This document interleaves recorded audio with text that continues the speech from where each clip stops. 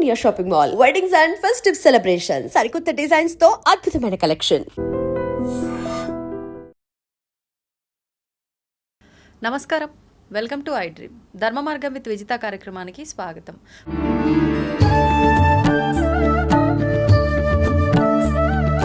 ప్రస్తుతం మనతో పాటు ఉన్నారు ప్రముఖ ఆధ్యాత్మికవేత్త, హనుమత్ మరియు శ్రీ విద్యా ఉపాసకులు బ్రహ్మశ్రీ శివయోగి సిస్లా జయశంకర్ గారు. ఇప్పుడు గురుగారితో మాట్లాడి మరిన్ని విషయాలు తెలుసుకుందాం. నమస్కారం గురుగారు.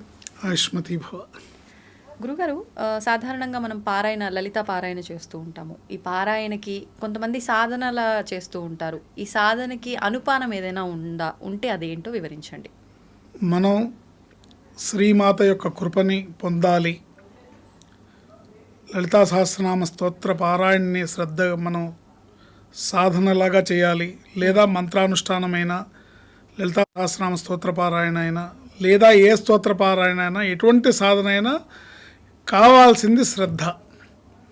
శ్రద్ధగా మనం అనుష్ఠానం చేసిన, శ్రద్ధగా పారాయణ చేసిన అమ్మవారి అనుగ్రహం దొరుకుతుంది. ఎట్లా అయితే ఒక వ్యాధికి సంబంధించిన ఔషధాన్ని మనం తీసుకునేటప్పుడు అనుపానంగా కొన్ని మందులు నీళ్లతో వేసుకుంటాం, కొన్ని మందులు పాలతో వేసుకుంటారు, కొన్ని మందులు మజ్జిగతో వేసుకోమని చెప్తారు. ఇట్లా అనుపానం అనేది మన నిత్య సాధనకి, అమ్మవారి అనుగ్రహాన్ని పొందడానికి ప్రధానంగా మనకు ఉండాల్సిన లక్షణం అనుకోండి, అనుపానం అనుకోండి, ఏదైనా అనుకోండి, శ్రద్ధ. ఈ శ్రద్ధ ఉంటేనే ఇది జరుగుతుంది.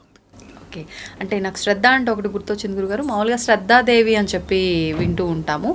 ఈ శ్రద్ధకి శ్రద్ధాదేవికి ఏమైనా సంబంధం ఉందా? అమ్మవారే రూపమే శ్రద్ధాదేవి. ఆ శ్రద్ధ మనకు ఉండటం అంటే అమ్మవారి అనుగ్రహం ఉండటమే. అమ్మవారి అనుగ్రహం ఉన్న వాళ్ళకి మాత్రమే శ్రద్ధగా అది చేయగలుగుతారు. అసలు ఎవరండి అంటే వైస్ వర్స, అంటే శ్రద్ధ ఉంటేనే అమ్మవారు అనుగ్రహిస్తుంది, అమ్మవారి అనుగ్రహం ఉంటేనే మనము శ్రద్ధగా చేయగలుగుతాం. అంటే మనం ఎంత కష్టపడినా అమ్మవారి అనుగ్రహం లేదే శ్రద్ధ అనేది పెట్టలేకపోతామంటారా? ఎలా తీసుకోవచ్చు? మనం కష్టపడి చేసినా మనకి అందుకు తగిన అర్హత ఉండి మనం కరెక్ట్గా చేస్తేనే అమ్మవారి అనుగ్రహం లభిస్తుంది. అంటే మనకి లోపల తాపత్రయం, మన చిత్తశుద్ధి అనే దాన్ని బట్టి అమ్మవారి అనుగ్రహం కలుగుతుంది. మన చిత్తశుద్ధి, మన సంకల్ప బలం ఏదైతే ఉందో దాని ప్రకారంగా అమ్మవారి అనుగ్రహం కలుగుతుంది. అమ్మవారి అనుగ్రహం కలిగినప్పుడే శ్రద్ధగా మనం చేయగలుగుతాం. ఆ శ్రద్ధాదేవి అనుగ్రహం ఉన్నప్పుడే అమ్మవారి అనుగ్రహం కలుగుతుంది. ఓకే, అంటే ప్రత్యేకించి మళ్ళీ ఆ శ్రద్ధ కలగడానికి ఆ దేవతకు సంబంధించి ఏదైనా మంత్రం అట్లా చేయాల్సిన, ఒకవేళ మనకి అమ్మవారిని ఆశ్రయించాలి, అమ్మవారి పరిపూర్ణమైన అనుగ్రహాన్ని పొందాలి, కానీ ఎంత చేసినా నేను మనసు లగ్నం చేయలేకపోతున్నాను, శ్రద్ధగా చేయలేకపోతున్నాను అంటే మళ్ళీ అమ్మవారిని ప్రార్థించాలమ్మా. మన కోరికలు లిస్ట్ ఉంది కదా అమ్మవారికి, అందులోనే అమ్మా నాకు శ్రద్ధను ప్రసాదించమ్మా, నేను శ్రద్ధగా పారాయణ చేసే అవకాశాన్ని, శ్రద్ధగా సాధన చేసే అనుగ్రహాన్ని ప్రసాదించు తల్లి అని మళ్ళీ ఆవిడని అడగటమే. ఆవిడ పాదాలను ఆశ్రయిస్తే ఆవిడ అనుగ్రహిస్తుంది, శ్రద్ధ వస్తుంది. శ్రద్ధాదేవి అనేది అమ్మవారి స్వరూపంలో ఉండేదే, అమ్మవారి స్వరూపమే, అమ్మవారి నుంచి వచ్చిన రూపమే. ఆవిడ మనతో పాటు ఉంటే మన సాధన, మన పారాయణ చక్కగా సాగుతుంది. ఓకే గురుగారు, సాధారణంగా మనం మాట్లాడుకుంటూ ఉంటాము, అంటే కొంతమంది విషయానికి వచ్చేసరికి ఏదైనా ఇబ్బంది ఎక్కువగా కలిగినప్పుడు ఎన్ని పాపాలు చేశాడో ఏంటోరా ఇంత ఇబ్బంది పడుతున్నాడు అని చెప్పి అంటూ ఉంటాం. అంటే ఈ పాపంలో కూడా విధానాలు ఉంటాయా? దాని గురించి మాట్లాడుకుందాం. ప్రధానంగా 2 రకాల పాపాలని చెప్పబడుతున్నాయి. ప్రధానంగా అసలు పాపం ఒక మనిషికి కానీ ఒక కుటుంబానికి కానీ పాపాలు ఎందుకు వస్తాయి అని అంటే గనక 2 రకాల ప్రధానమైన కారణాలు. మొదటి కారణం ఏంటంటే చేయాల్సిన కర్మల్ని వదిలేయటం, చేయాల్సిన పనుల్ని వదిలేయటం. అంటే ఒక రకంగా బాధ్యతల్ని విస్మరించడం అనుకోవచ్చు. బాధ్యత అనే దాని కాకుండా ఇప్పుడు అనుష్ఠానం విషయంలోకి వచ్చేసరికి పరంపరగా వచ్చే అనుష్ఠాన ప్రక్రియ ఉంటుంది. ఇంట్లో దేవతార్చన ఉంటుంది, ఇంటి దేవుళ్ళు ఉంటారు.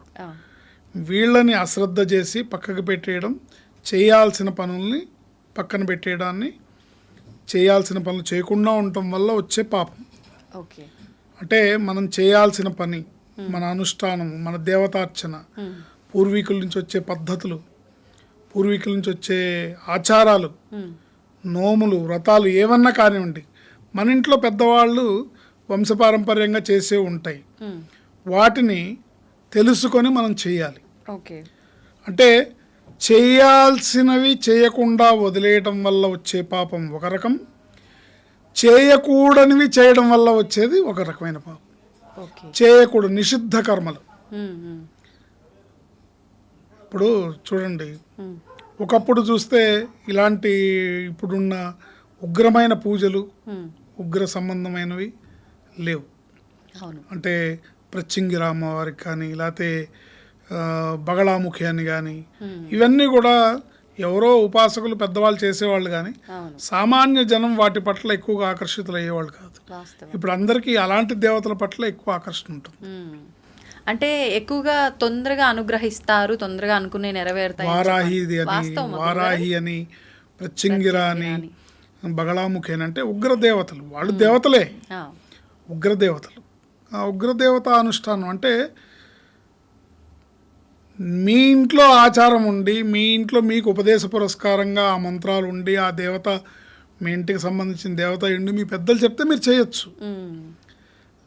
ఎవరినో చూసి, పులిని చూసి నక్క వాతలు పెట్టుకున్నట్టుగా మనం ఇది చేస్తే నా కష్టాలన్నీ తీరుతాయేమో, ఇలా చేస్తే నేను అన్నిటా విజయం సాధిస్తానేమో, ఇట్లా చేస్తే నేను అందరికన్నా అధికంగా అగ్రస్థానంలో ఉంటానేమో అనే ఒక అపోహతోని ఎవరైతే ఇలాంటి పనులు చేస్తున్నారు అంటే నిషిద్ధ కర్మలు. అంటే నేను మీకు ఇప్పుడు ఉదాహరణ చెప్పిన దేవతలు నిషిద్ధం కాదు, మనకి నిషిద్ధం. అంటే మనకు ఉపదేశంగా ఒక గురువు గారు చెప్తే చేయాలి, అవసరం ఉంది అనుకుంటే పెద్దలు చెప్తే చేయాలి, అంతే తప్ప మనకు మనంగా చేయకూడదు. సో పాపాలు చేయాల్సిన పనుల్ని అశ్రద్ధ చేయడం వల్ల కలిగే కొన్ని పాపాలు, చేయకూడని పనులు చేయడం వల్ల వచ్చే పాపాలు కొన్ని. నిషిద్ధ కర్మలని చేయకూడదు. పెద్దలు సూచించిన మేరకే, గురువులు ఆదేశించిన మేరకే ఎలాంటివైనా కర్మలు, అనుష్ఠానము, జపము చేయాలి. వీటి ద్వారా పాప ప్రక్షాళన జరుగుతుందా? ఈ అనుష్ఠానాలు, పారాయణాలు ఇవన్నీ చేయటం వల్ల ఏదైతే ఒక గురువు మార్గదర్శకత్వం అనేది కంపల్సరీగా అనుష్ఠానంలో మన అనుష్ఠానం పరంగా, మంత్ర సాధన పరంగా కానీ, లలితా సహస్రనామ స్తోత్ర పారాయణ కానీ ఏదన్నా కానివ్వండి, ఒక గురుముఖత, గురువు ఆదేశానుసారం, గురువుకి తను అన్నీ చేసి వచ్చి ఉంటాడు కాబట్టి మీరు ఏది చేయొచ్చు, ఏది చేయకూడదు, ఏది చేస్తే ఎటువంటి ప్రమాదం ఉంది, ఎటువంటి ఇబ్బంది ఉంది, ఎటువంటి లాభం కలుగుతుంది, ఎటువంటి ప్రయోజనం ఉంది, ఇప్పుడు మీకున్న పరిస్థితికి ఎలాంటి పరిస్థితి ఉంటుంది అనేది చేయాల్సినవి చేయాలి, చేయకూడనివి చేయకూడదు. ఓకే గురుగారు, ఇప్పుడు లలితా సహస్రనామానికి సంబంధించి ఎన్ని శ్లోకాలు ఉన్నాయి? 182 శ్లోకాలు ఉన్నాయి. 182 శ్లోకాలు ఉన్నాయి. ఓకే, అయితే ఇప్పుడు ఈ 182 శ్లోకాల్లో కూడా ఒక్కొక్క శ్లోకానికి ఒక్కొక్క శక్తి ఉంటుంది అని అంటూ ఉంటారు. అది వాస్తవమా గురుగారు? 100కి 100 పాళ్ళు. ఒక్కొక్క నామానికి అనంతమైన శక్తి ఉంటుంది. అంటే ఎటువంటి శక్తి అంటే ఏం చెప్పగలము? ఒక్కొక్క నామానికి ఎటువంటి శక్తి ఉందంటే, లలితా సహస్రనామ స్తోత్రంలో అమ్మవారి నామంలో ఏ నామాన్ని మీరు తీసుకున్నా కూడా కోటి పాపాలని పోగొట్టే శక్తి ఉంటుంది. కోటి పాపాలని పోగొట్టి అనంతమైన పుణ్యరాశిని ప్రసాదించే శక్తి అమ్మవారి ప్రతినామానికి ఉంటుంది. ఓకే గురుగారు, ఇప్పుడు ఈ నిత్య అనుష్ఠానం అనేది చేయలేని వారు ఏ రోజుల్లో చేసుకుంటే విశేషమైన ఫలితం ఉంటుంది? నిత్యానుష్ఠానం చేసుకోవడానికి ప్రయత్నం చేస్తే మంచిది. ఒకవేళ అలా కుదరకపోతే ప్రతి మంగళవారం, శుక్రవారం చేసుకుంటే మంచిది. మంగళవారము, శుక్రవారము, పౌర్ణమి రోజుల్లో, అట్లాగే అష్టమి నవముల్లో, పౌర్ణమి తిథిలో, విశేషమైన పర్వడి దినాల్లో, పర్వడి దినాలంటే సంక్రాంతి కానీ, ఈ సంక్రమణ దినాల్లో కానీ, గ్రహణ సమయాల్లో కానీ, విజయదశమి కానీ, దీపావళి రోజు కానీ, పండుగలు విశేషమైన రోజుల్లో, ఉగాది పండుగ రోజు, సంక్రాంతి, ఉగాది ఇత్యాది రోజుల్లో చేసుకోవడం విశేషమైన ఫలితాలను ఇస్తుంది. ఇప్పుడు మీరు సంక్రమణం అంటే నాకు ఒకటి గుర్తొచ్చింది. మామూలుగా మకర సంక్రమణం అని చెప్పి సంవత్సరానికి ఒక్కసారి మనం పండుగ జరుపుకుంటాం. కానీ ప్రతి మాసంలో కూడా సంక్రమణం అనేది ఉంటుంది అని విన్నాను. అది వాస్తవం? ఏ సంక్రమణంలో చేసుకున్నా కూడా విశేషమైన ఫలితం ఉంటుంది. దీనికి మనం ఒక పద్ధతిని అవలంబింపజేసుకొని ప్రతినిత్యం చేసుకోవడం అనేది ఉత్తమమైన మార్గం అన్నిటికన్నా. ఓకే. ప్రతిరోజు పారాయణ చేసుకోవడం అలవాటు చేసుకోవడం అనేది ఉత్తమమైన మార్గం. కుదరకపోతే కనీసం మంగళ శుక్రవారాల్లో చేసుకోవడం, పౌర్ణమి రోజుల్లో చేసుకోవడం, విశేషమైన రోజుల్లో చేసుకోవడం. ఇప్పుడు సాధారణంగా గురుగారు ఏదైనా శుభకార్యాలు ఏదైనా మనం ఇంపార్టెంట్కి సంబంధించినవి ఏదైనా చేస్తున్నప్పుడు మంచి రోజు చూసుకొని చెయ్యాలి అని చెప్పి ఈ పౌర్ణమి, అష్టమి, నవమి ఇవి కాకుండా చూసుకుంటాం. కానీ అమ్మవారికి సంబంధించిన ఈ అనుష్ఠానాలు చేసుకునే దానికి వచ్చేసరికి ఎందుకని ప్రత్యేకించి అదే రోజుల్లో? అమ్మవారికి ప్రీతికరమైన రోజులు. ఓకే గురుగారు, ఇప్పుడు పౌర్ణమి నిండు చంద్రుడు, చంద్రకళలు పూర్తిగా ఉన్న రోజు కాబట్టి ఓకే పౌర్ణమి రోజు ఇంకో విధానం కూడా ఉంది. చాలా మందికి అది అలవాటు ఉంది, అది చేస్తారు కూడా, చాలా విశేషమైన ఫలితాలను పొందుతారు. పౌర్ణమి రోజు ఓ పెద్ద పళ్ళెంలో ఆవు పాలను పోసి ఆరు బయట కూర్చొని ఈ ఆవు పాలల్లో చంద్రబింబాన్ని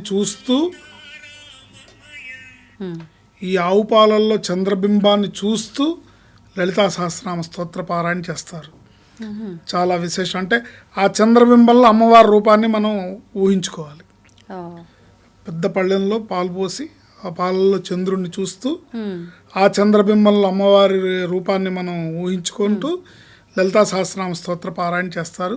ఈ అలవాటు చాలా మందికి ఉంది. చాలా విశేషమైన అలవాటు ఇది. చాలా విశేషమైన అనుగ్రహం లభిస్తుంది. ఓకే ఓకే గురుగారు, ఇప్పుడు లలిత సహస్రనామాలు అనగానే మనకు గుర్తొచ్చేది వసిన్యాది వాగ్దేవతలు. వారే మొదటగా అమ్మవారి వర్ణనంతా కూడా ఇలా నామరూపంలో చెప్పారు అని చెప్పి, వారి నోటి నుంచి అమ్మవారికి సంబంధించిన వర్ణనలో మొదటగా వచ్చిన నామం ఏంటి? శ్రీమాత. అర్థం ఏంటి గురుగారు శ్రీమాత అంటే? శ్రీమాత అంటే జగత్తుకి తల్లి అని అర్థం. మాత అనే పదానికి మాత అంటే అన్నింటికీ కారణమైనది అని అర్థం. శ్రీమాత అంటే సకల చరాచర జగత్తుకి, సృష్టికి మూలమైనది, ఆధారమైనది, మాతృస్వరూపమైనది అని అర్థం. అంటే ఇప్పుడు మీరు చెప్పిన దాన్ని బట్టి సృష్టి స్థితి లయకారకురాలు అమ్మవారు అనేటట్టుగా అర్థమవుతుంది. అసలు నిజంగా సృష్టి స్థితి లయకి సంబంధించిన శక్తిని ప్రసాదించేది ఎవరు గురుగారు? పరమేశ్వరుడు. శివుడు. పరమేశ్వరుడు అంటే శివుడు వేరు, పరమేశ్వరుడు వేరా? అంటే శివుడు వేరు, పరమేశ్వరుడు వేరు, విష్ణు వేరు, బ్రహ్మ వేరు కాదు, అన్నీ ఒకటే. ఆ పరమేశ్వరుడి శక్తే ఇక్కడ సృష్టి చేసేటప్పుడు అమ్మవారి రూపంలో ఉంటుంది, సృష్టించేటప్పుడు బ్రహ్మదేవుడి రూపంలో ఉంటుంది, స్థితిని కలిగించేటప్పుడు విష్ణుమూర్తి రూపంలో ఉంటుంది, లయం చేసుకునేటప్పుడు శివుడి రూపంలో ఉంటుంది. ఓకే. సృష్టి స్థితి లయాలకి ప్రధానమైన కారణం పరమేశ్వరుడు. ఇప్పుడు ఈ రాత్రి పగలు అనేవి లేదే సృష్టే లేదు. ఈ పగలుకు సంబంధించి ఎవరుగా భావించవచ్చు, అంటే ఎవరి రూపంగా భావించవచ్చు? పగటి పూటని శివస్వరూపంగా భావించాలి. శివస్వరూపంగా. మరి రాత్రి పూటని? శక్తి స్వరూపం, అమ్మవారి స్వరూపం. శివశక్తి రూపంగా రాత్రి పగలు శివశక్తి స్వరూపాలు అర్ధనారీశ్వర తత్వంతో కలిగి ఉంటాయి. లలిత సహస్రనామ పారాయణం చాలా మంది చేస్తూ ఉంటారు, కానీ ప్రతి ఒక్కరు కూడా బుక్ ముందర పెట్టుకొని చేస్తుంటారు, కానీ సొంతంగా ఆ భావనని ఫీల్ అవుతూ చేసేవాళ్ళు చాలా తక్కువ మంది ఉంటారు. నిజంగా అలా మొత్తం కంప్లీట్గా మనంతటా మనం ఎక్కడా చూడకుండా భావనతో చదవాలి అని అంటే ముందుగా అంటే అమ్మవారిని నాకు ఆ వరాన్ని ప్రసాదించమ్మా అని కోరాలన్నా కూడా ఏదో ఒక మంత్రం ఉండాల్సిందే కదా, అలాంటి మంత్రం ఏదైనా ఉందా? శ్రీమాత్రే నమః అనే మంత్రాన్ని ఎక్కువగా జపించుకుంటే ఆ అమ్మవారి అనుగ్రహం వల్ల ఎటువంటి ఉచ్చారణ దోషాలు లేకుండా, పద విభజనలో ఎటువంటి లోపాలు రాకుండా లలితా సహస్రనామ స్తోత్రాన్ని బాగా చేయగలుగుతారు. శ్రీమాత్రే నమః. ఎందుకంటే శ్రీమాత అంటే అర్థం ఏంటంటే, ఒకటి మాత అంటే సృష్టికి కారణమైనది, శక్తిని ప్రసాదించేది, ఆశ్రయమైన శక్తి. ఆవిడని ఆశ్రయించిన శక్తి మనని అనుగ్రహించాలి, ఆ శక్తి మనని ఆశ్రయించాలి. ఆ శక్తి మనలో ఉన్నప్పుడే మనం పరిపూర్ణంగా పారాయణ చేయగలుగుతాం. అందుకని శ్రీమాత్రే నమః. హ్మ్. ఆ అమ్మవారి పాదాలని గట్టిగా పట్టుకుంటే ఆవిడే దారి చూపిస్తుంది. ఓకే. గురుగారు ఇప్పుడు అంటే ప్రతిదానికి ఒక ఆధారం ఉండాల్సిందే. అలా ఇప్పుడు లోకంలో ఉన్న ఈ సర్వజీవులకు సంబంధించిన ఆధారం ఏంటి? సర్వజీవులకు సకాల చరాచర జగత్తుకు ఆధారమైంది శక్తి. శక్తి. శక్తి స్వరూపంలో ఉన్న అమ్మవారు. హ్మ్. అమ్మవారే శక్తి, హ్మ్.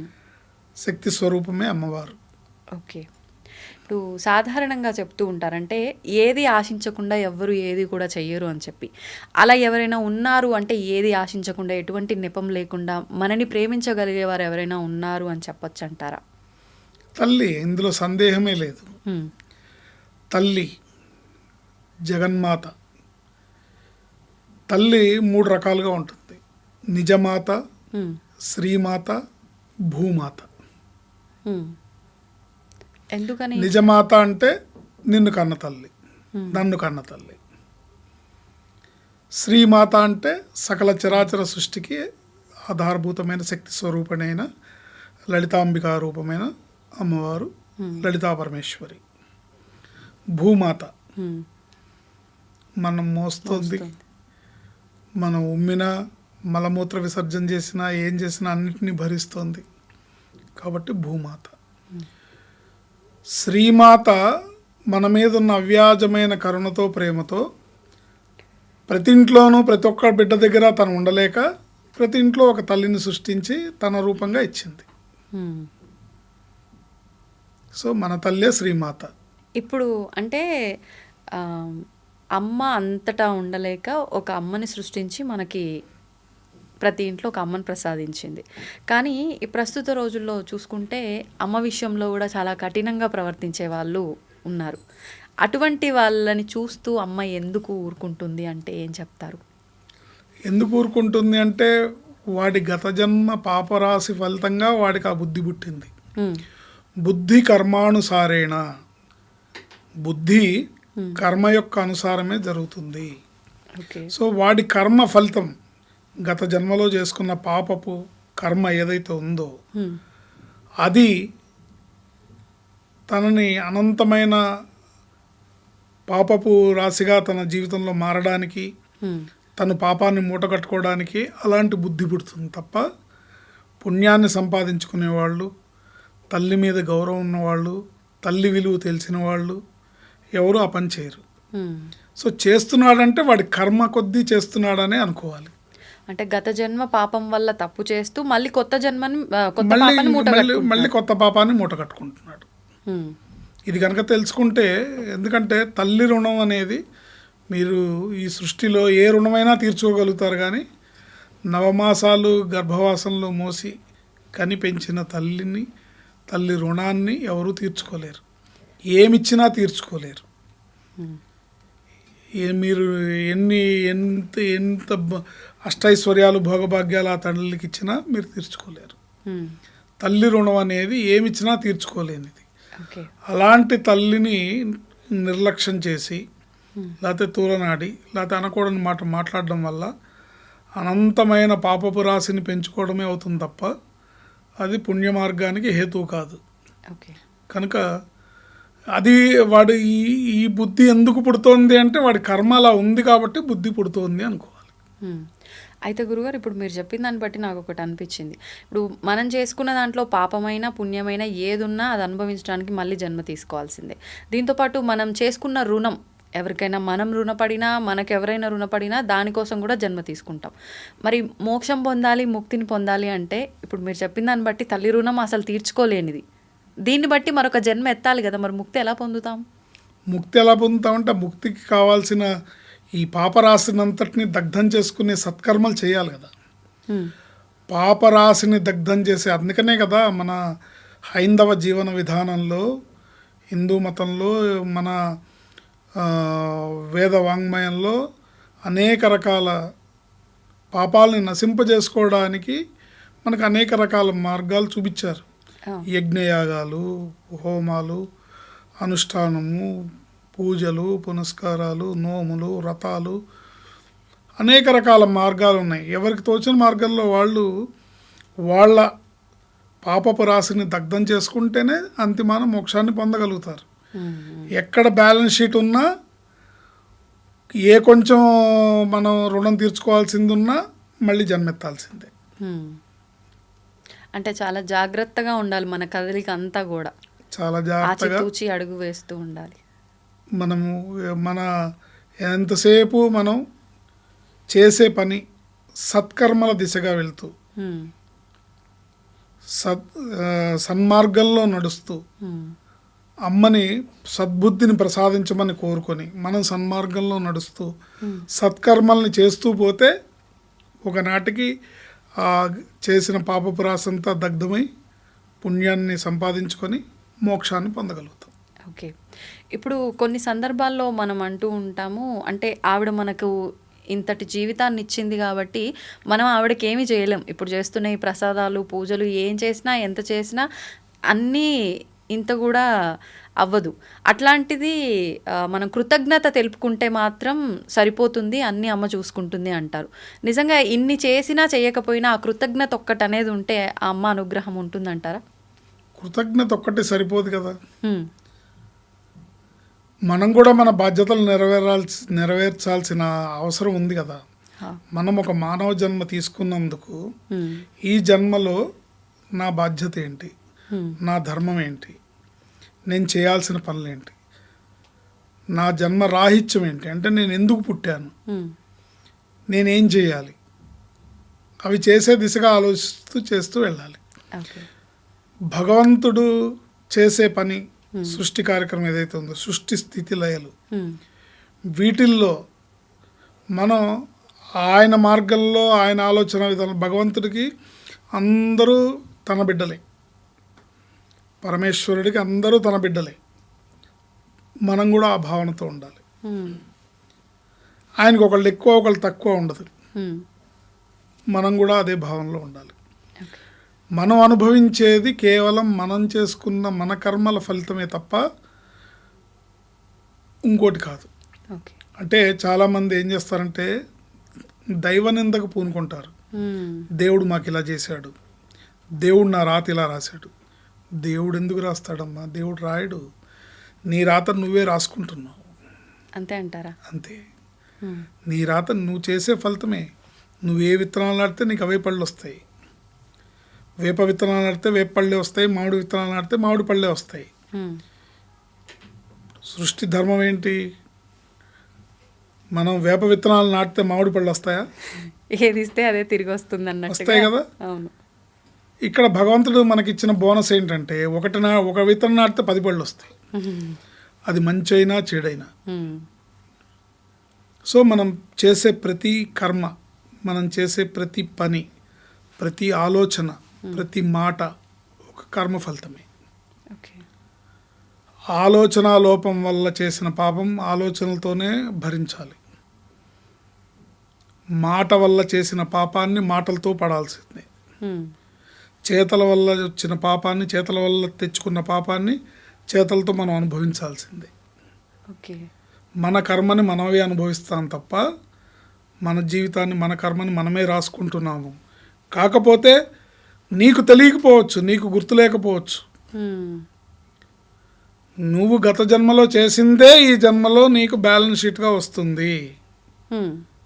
ఇందులో డౌట్ ఏం లేదు. ఓకే. భగవంతుడి యొక్క ధర్మంలో, ఆయన త్రాసులో వీసమెత్తు కూడా ఒకరి యందు పక్షపాతం కానీ, ఒకరి యందు అధికమైన ప్రేమ కానీ, ఒకరి యందు ఈర్ష రాగద్వేషాలు కానీ ఉండవు. హ్మ్. ఓకే. అర్థమైందా? సో మనం అనుభవించేది, మన కష్టాలు, మనం ఏదైతే మన జీవితాన్ని అనుభవిస్తున్నామో, ఈ మనం పరిస్థితులు అనుభవిస్తున్నాం, ఇవన్నీ కర్మ ఫలితమే. కాదండి, వాడు చాలా పాపాలు చేస్తున్నాడు అయినా సరే బాగా సంపాదిస్తున్నాడు, బాగా సంతోషంగా ఉన్నాడంటే ఈ జన్మలో చేసే పాపాలు తన గత జన్మలో చేసుకున్న పుణ్యరాశిని ఇప్పుడు అనుభవిస్తున్నాడు. హ్మ్. గత జన్మలో చేసుకున్న మంచితనం యొక్క బ్యాలెన్స్ షీట్ యొక్క ఫలితాన్ని ఇప్పుడు అనుభవిస్తున్నాడు. అవును. ఎప్పుడైతే ఇది పూర్తయిందో ఇది మొదలవుతుంది. ఓకే. అందుకని చాలామంది ఏం ఎగ్జాంపుల్ తీసుకుంటారంటే, వాడు చేయరాని పనులన్నీ చేస్తున్నాడండి, వాడు చేయకూడని పనులన్నీ చేస్తున్నాడు, అయినా బాగున్నాడు, ఉమ్, ఉమ్, నేను అన్నీ మంచిగా చేస్తున్నాను, నేను ధర్మంగా ఉన్నాను, నేను ఆ, నా అంత మంచివాడు ఇంకోడు లేడు, కానీ కష్టాలన్నీ నాకే వచ్చినాయి అనుకుంటారు. అవును. ఎవరి కష్టాలు ఎవరికి రావండి, మీ కష్టాలే మీకు వస్తాయి, మీ సుఖాలే మీ దగ్గర ఉంటాయి. ఉమ్, మీకు లేనిది ఎవరు ఇవ్వలేరు, మీకు ఉన్నది ఉన్నదాన్ని ఎవరు తీసుకోలేరు. అంతే. గురుగారు ఇప్పుడు మీరు చెప్పిన దాన్ని బట్టి అంటే మనం ఏం చేస్తే అదే వస్తుంది. ఇప్పుడు నేను ఏం చేసినానో నెక్స్ట్ జన్మ నా చేతులారా నేనే గత జన్మలో రాసుకున్నట్టు. అసలు మరి మొదటి జన్మకు కారణం ఏంటి అంటే ఏం చెప్తారు? సృష్టి, అమ్మవారి సృష్టి, ఉమ్, భగవంతుడు ఈ సృష్టిలో భాగమే. మనం ఎప్పుడు పుట్టామో మనకేం తెలుసు, ఏ యుగంలో పుట్టాము. ఉమ్, కారణం అనేది అది భగవంతుడి సృష్టి ప్రకారం సృష్టింపబడింది. ఓకే. ఇప్పుడు అంటే 4 యుగాలుగా ఉంటే మొదటి యుగంలో తీసుకుంటే అంతా పుణ్యం చేసిన వాళ్ళే ఉన్నారన్నారు. మరి అంటే అప్పుడు వాళ్ళంతా మంచి చేస్తున్నట్టు కదా. మరి వాళ్ళు నెక్స్ట్ దానికి ఎంటర్ అయినప్పుడు వీళ్ళంతా అక్కడ పుణ్యమే చేసినప్పుడు నెక్స్ట్ యుగానికి ఎవరు వచ్చి ఉంటారు? అలా తీసుకున్నట్లయితే ఏం చెప్పొచ్చు? ఏదైనా సరే సృష్టి ధర్మం అనేది ఒకటి ఉంటుంది, ఆ సృష్టి ధర్మం ప్రకారమే జరుగుతుంది. ఓకే. ఏదైతే భగవంతుడి యొక్క సృష్టిలో ఉమ్, ఆయన పరిపాలనలో ఆయన ఏ సమయానికి ఏం చేయాలో, ఉమ్, ఏ సమయానికి ఎప్పుడు దేన్ని ఎవరిని, ఇప్పుడు ఆయనే చాలా మంది రాక్షసులకు వరాలు ఇచ్చాడు. అవును. ఆ వరాలు ఇచ్చిన ఫలితం మళ్ళీ దాన్ని అంతమొందించాలి కాబట్టి మళ్ళీ ఆయనే అవతారాన్ని తీసుకొని దాన్ని పరిసమాప్తి చేశాడు. ఉమ్, కాబట్టి యుగ ధర్మం అనేది ఒకటి ఉంటుంది, ఉమ్. ఆ యుగ ధర్మం ప్రకారం జరుగుతుంది. ఓకే. గురుగారు ఇప్పుడు అంటే మనం గత జన్మలో పాపాలు అనుభవించడానికి కానీ అవి అసలు పాపాలని తొలగించుకోవడం కానీ చేయాలి అని అంటే అసలు ఈ జన్మలో మనం అప్పుడు ఏం చేసామో గుర్తుండి ఉండాలి. కానీ ఎవరికీ గుర్తుండదు. ఇప్పుడు ఏం కావాలి, ఇప్పుడు ఏం చేయాలి అనే దానిపైనే ఉంటుంది. మరి ఈ పాపాలు తొలగించుకోవాలి అని అంటే ఏదైనా విధానాన్ని ఆచరిస్తే ఫలితం ఉంటుందంటారా? ఎప్పుడు కూడా మనం ఒకటి గుర్తుపెట్టుకోవాలండి, గతం అన్నది క్యాన్సిల్డ్ చెక్, ఉమ్, భవిష్యత్ అనేది ప్రామిసరీ నోట్, బట్ ఈ రోజు అనేది క్యాష్ ఆన్ హ్యాండ్. ఉమ్, ఈ రోజు అంటే ప్రజెంట్, ఎప్పుడు కూడా ప్రజెంట్లో బతకాలి. ఉమ్, చాలామంది చేసే తప్పు ఏంటంటే గతంలో బతుకుతారు. అవును. నేను అప్పుడు అలా చేశాను, నేను ఇప్పుడు ఇలా చేశాను, నేను అప్పుడు అంత చేశాను, ఇంత చేశాను, అప్పుడు వాడికి అలా చేశాను, ఇలా చేశాను, నాకు అప్పుడు ఇలా అయింది, ఇప్పుడు గతంలో బతుకుతారు. కొంతమంది భవిష్యత్తులో బతుకుతారు, నేను భవిష్యత్తులో నేను ఇదైపోతా, నేను అదైపోతా అన్నట్టు. ఉమ్, ఇవి ఏవి కూడా గ్యారంటీ లేదు. గతం నీ చేతుల్లో లేదు, అయిపోయింది. గతం గతః, భవిష్యత్తు నీ చేతిలో లేదు, ఉమ్, ఏం జరుగుతుందనేది తెలియదు. ఈ రోజున మనం ఏం చేసాము అనేది ఇంపార్టెంట్. ఉమ్, అందుకని ఈ రోజున మన ధర్మాన్ని మనం నిర్వర్తిస్తూ, అందుకనే మన పెద్దలు మన వేదవాంగ్మయంలో ఇచ్చిన ఈ స్తోత్ర పారాయణలు కానివ్వండి, మంత్రానుష్ఠానలు కానివ్వండి, దేవతార్చనలు కానివ్వండి, యజ్ఞయాగాది హోమాలు కానివ్వండి, ఇప్పుడు మన చేతుల్లో ఉన్నప్పుడు మనం సరైన రీతిలో ఉపయోగించుకొని ఉమ్, పుణ్యరాశిని పెంపొందించుకోవడానికి ఉపయోగపడే సత్కర్మల్ని ఆచరించాలి. ఓకే. అవే మనకి డిపాజిట్స్, భవిష్యత్తులో మన భవిష్యత్తుకి డిపాజిట్స్, ఉమ్, మనకి మన కుటుంబానికి, మన పిల్లలకి, మన భవిష్యత్తుకి, రాబోయే తరాలకి డిపాజిట్స్. సో ఇలాంటి సత్కర్మలను ఆచరింపజేయాలంటే ముందు మన బుద్ధి సన్మార్గాలు నడవాలి. అవును. బుద్ధి సన్మార్గాలను నడవాలడానికి ఉపయోగపడేవే మంత్రానుష్ఠానంగా అయినా స్తోత్ర పారాయణ అయినా. మనం చెప్పుకుంటున్న ఇప్పుడు లలితా సహస్రనామ స్తోత్ర పారాయణ ఏదైతే ఉందో నిత్యం ఒక అలవాటుగా చేసుకుంటూ ఉంటే, ఉమ్, ఆ తల్లి పాదాలను ఆశ్రయించి ఆ స్తోత్ర పారాయణ చేస్తూ ఉంటే మనకి సద్బుద్ధి కలుగుతుంది. అవును. తద్వారా సన్మార్గంలో నడవగలుగుతాం. సన్మార్గంలో నడిచినప్పుడు సత్కర్మలను ఆచరింపజేసుకోగలుగుతాం. ఉమ్, సత్కర్మలను ఆచరిస్తే ఆటోమేటిక్గా సత్ఫలితాలు వస్తాయి, దుష్ఫలితాలు వస్తాయని భయపడద్దు. ఉమ్, ఓకే. మనం చేస్తున్న పని మంచిగా మనం ఉంటే ఆటోమేటిక్గా మనం ఇందాక చెప్పుకున్నట్టుగా మామిడి విత్తనాలు నాటి వేపళ్ళు వస్తాయని భయపడద్దు, ఉమ్, ఖచ్చితంగా మామిడి పళ్ళే వస్తాయి. కానీ వేప విత్తనాలు నాటుతూ మామిడి పళ్ళు రావాలని ఆశించద్దు. కానీ రావు. కొన్ని సందర్భాల్లో అంటే మంచి చేద్దామని వెళ్తే చెడే ఎదురవుతుంది అని చెప్పి మనం భావిస్తూ ఉంటాం. అది భావన లేకపోతే అది వాస్తవం? ఎట్లా జరుగుతుంది? మంచి చేద్దాం వెళ్తే చెడు ఎట్లా అవుతుంది చెప్పండి. ఇప్పుడు తోటి వారికి సహాయం చేయడమే తీసుకోండి, అది మనం సహాయం చేసినంత వరకు అది వాళ్ళకి హెల్ప్ చేసామనే భావన బాగానే ఉంటుంది. అది కొన్ని సార్లు తిప్పికొట్టి ఎన్నెన్నో రకాల ఇబ్బందులకు గురయ్యే ఎలా పరిస్థితి తిప్పికొడుతుంది చెప్పండి. అంటే మనం మీ చేసిన సహాయం అకౌంట్ లో మీరు చేసింది మీరు చిత్తశుద్ధితో మీరు మంచి చేస్తే అది మీకు మంచి అవుతుంది. ఇందులో ఎటువంటి సందేహం లేదు. ఓకే. ఒకవేళ అతను మీకు చెడు చేశాడు అనుకోండి, అది అతని ఖాతాలో పడుతుంది కానీ మీకు కాదు. ఓకే. తాత్కాలికంగా మీ మనసు అమాయకత్వంతో బాధపడినా మీరు చేసింది కరెక్టే కదా. ఓకే. అంటే ఇక్కడికిక్కడ పరిస్థితి ఎలా ఉన్నా భగవంతుడి దృష్టిలో దానికి సంబంధించి ఏ ఫలితం రావాలో భగవంతుడి దాకా అక్కర్లేదమ్మా, భగవంతుడి దాకా అక్కర్లేదు. ప్రతి చర్యకి ఒక ప్రతీకార చర్య అనేది ఉంటుంది. అంతే. మనం చేసే ప్రతి పని ఎక్కడ ఏది వృధా పోదు. అది మంచి అయినా చెడైనా, ఇది బాగా గుర్తుపెట్టుకోవాలి. ఓకే. మంచి అయినా చెడైనా వృధా పోదు. తిరిగి మళ్ళీ గోడ కొట్టిన బంతిలా మనకు తిరిగి వస్తుంది. అందుకని మనం చేసేవి మంచి ఆలోచనలుగా, మనం చేసే పనులు మంచి పనులుగా, మనం చేసే కర్మలు సత్కర్మలుగా ఉన్నప్పుడు ఖచ్చితంగా మీకు మీ కుటుంబానికి సత్ఫలితాలే వస్తాయి. ఓకే. ఏమోనండి మేము మాకు తెలిసి మేము ఎవరికి అన్యాయం చేయలేదండి, కానీ మేము అన్యాయం అయిపోయామంటారు. అవును. కొంచెం డీటెయిల్డ్గా మనం గమనిస్తే తెలుస్తుంది ఎక్కడ లోపం జరిగిందో. ఒకవేళ తెలిసి తెలియక ఏదన్నా చేసినా అమ్మవారి అనుగ్రహంతో అమ్మవారి పాదాలను ఆశ్రయించి నిత్యం శ్రీ లలితా సహస్రనామ స్తోత్ర పారాయణని ఒక అలవాటుగా పెట్టుకుంటే బ్రహ్మాండంగా అమ్మవారి అనుగ్రహంతో సద్బుద్ధి కలిగి సత్కర్మలను ఆచరింపజేస్తాం. ధన్యవాదాలు గురుగారు. ఆయుష్మతి భవ. And for more videos, Please subscribe to iDream. Please subscribe to iDream. Please subscribe iDream. And please subscribe to iDream. For more videos, subscribe to iDream. please like, share, and subscribe to the channel. Congratulations, iDream. Subscribe to iDream. Subscribe to iDream. So subscribe to iDream Media. iDream team andarki huge congratulations. Please subscribe iDream Media. Please subscribe to iDream.